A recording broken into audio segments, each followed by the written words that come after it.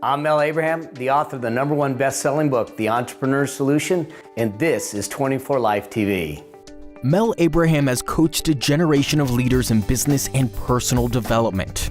Now, he's redefining the notion of legacy.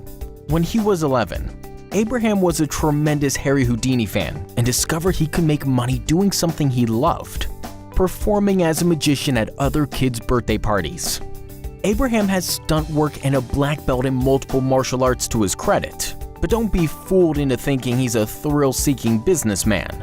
The best-selling author has shared the stage with a who's who list of leaders in personal development and coaches Fortune 500 companies, executives, and entrepreneurs.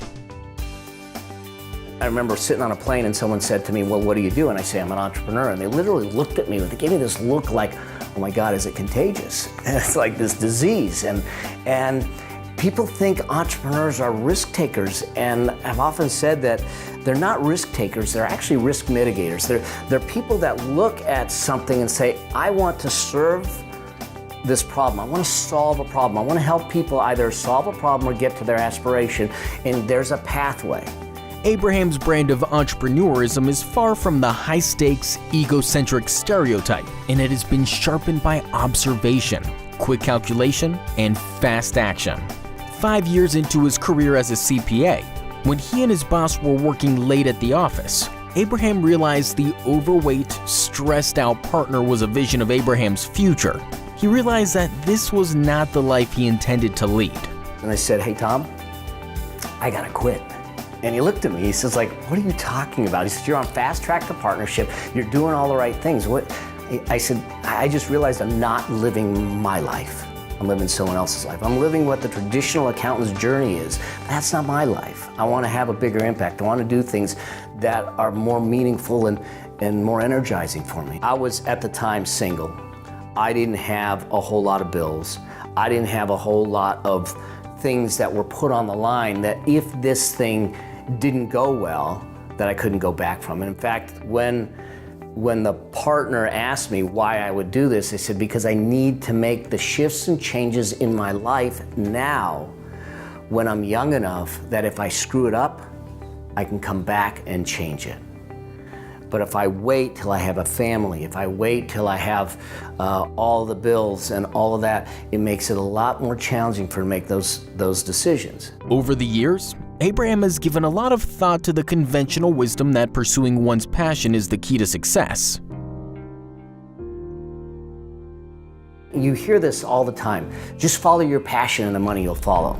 I love eating chocolate, and I could sit there and eat chocolate all day long. Money's not going anywhere, okay? I'm not getting money from eating chocolate. So the question really isn't what's your passion, and follow your passion, the money will follow. So it's really how do you create value with your passion. And Abraham had an epiphany, what he calls his most important lesson in business, when his 6-year-old son drew a picture of him. Daddy, Daddy, Daddy, he says, I drew a picture of you at school today. And so, you know, when a child does that, you got to give them your full attention. So I knelt down to look at this picture. It was a picture in blue felt tip pen that he drew at school of me standing in front of 2 computer screens with a phone at each ear and the one on the desk right here. And in that moment is when I realized that I really was screwing this up. I was making some monetary success, but I was failing miserably in life.